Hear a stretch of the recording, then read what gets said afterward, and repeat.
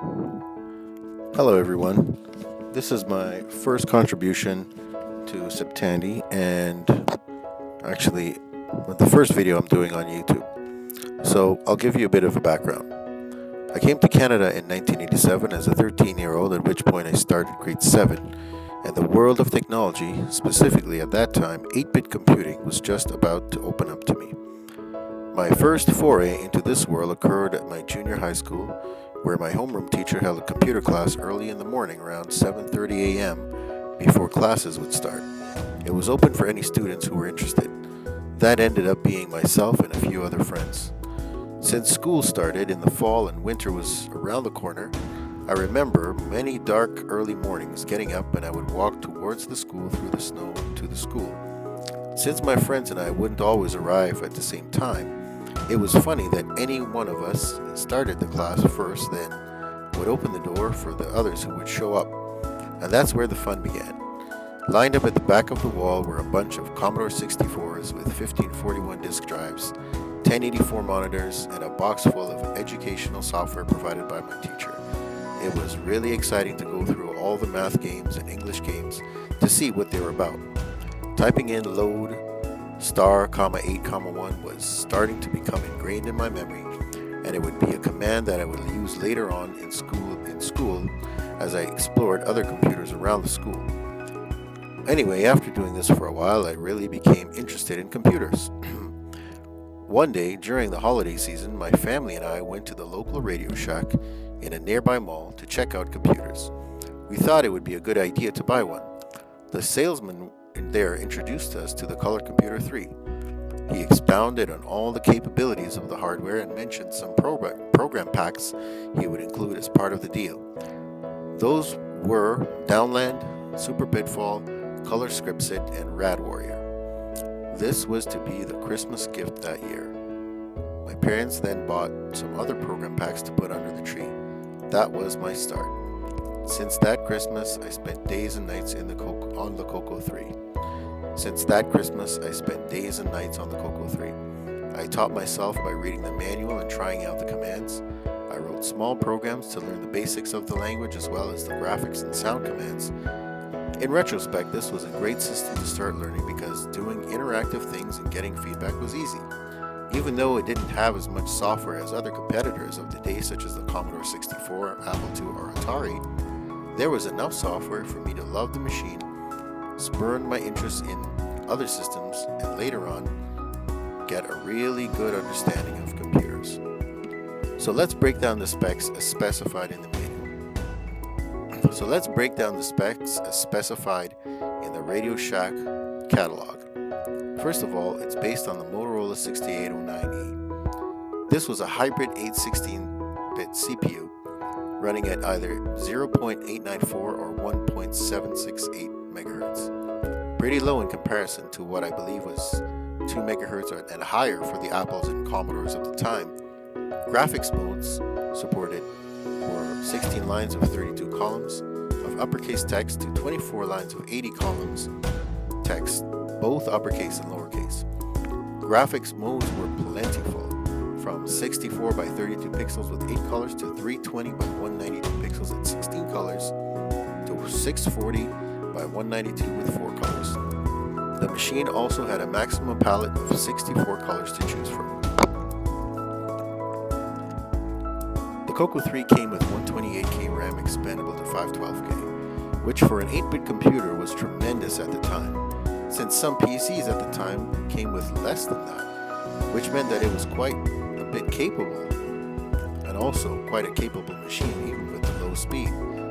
Operating systems choices were the operating system built into the ROM was extended color basic.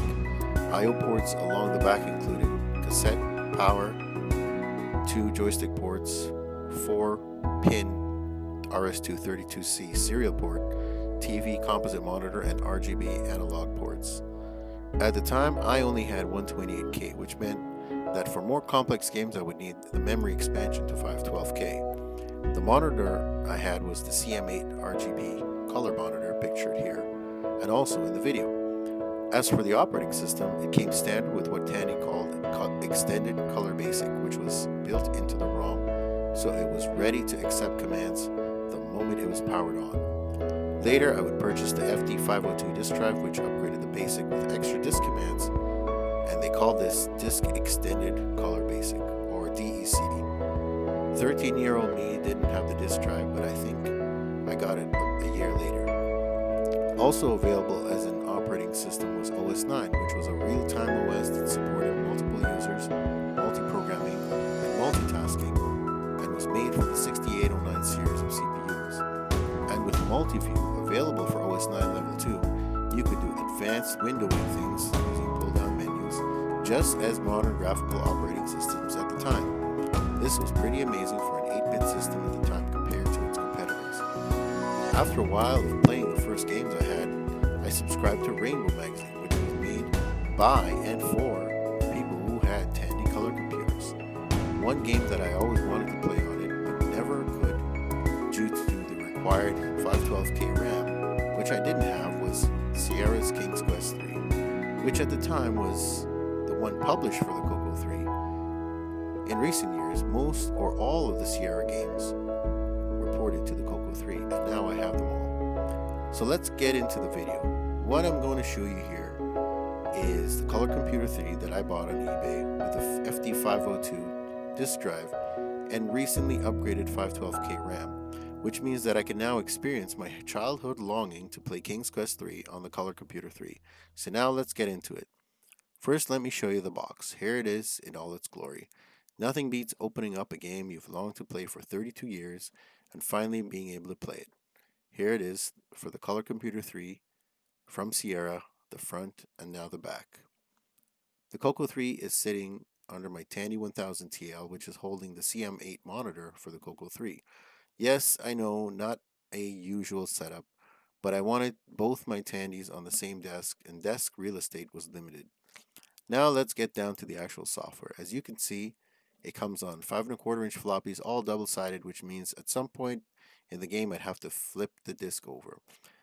Let's go ahead and insert disk 1 into the FD502 floppy drive. Here we go.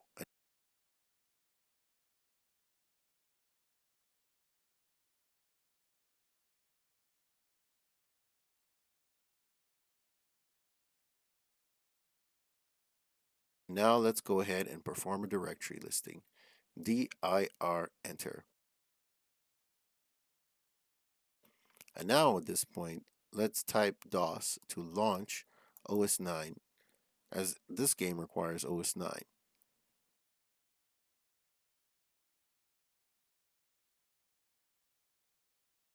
After a while, the disk churns away and the game launches.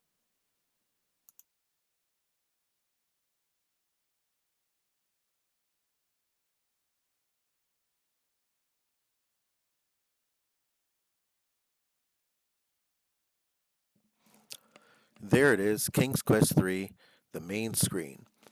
Oh boy, how exciting it is to see this after 32 years and finally be able to play it. You may have noticed I removed the actual sounds of my typing on the keyboard and other ambient sounds.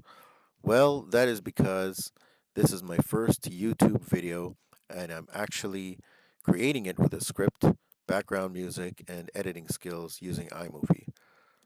So yes, it's a very, very amateurish, and I'm by no means an expert or content creator. If I make more videos, I'll likely get better, but I'm by no means an expert.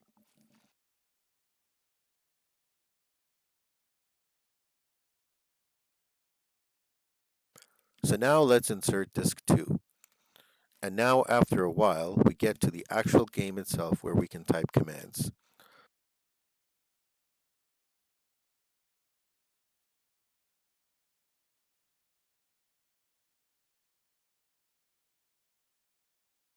Oh boy, looks like Mananan wants me to empty his chamber pot. I better do something about that. I think that might be upstairs.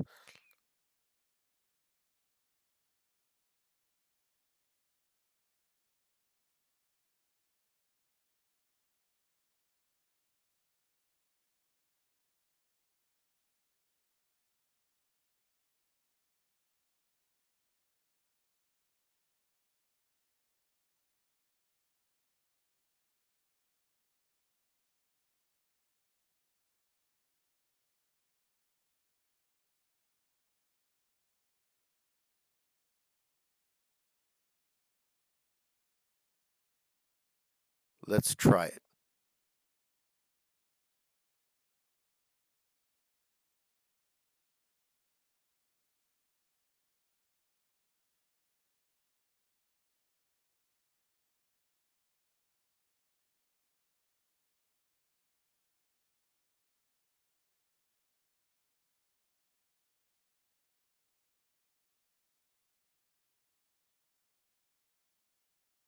Let's empty that pot.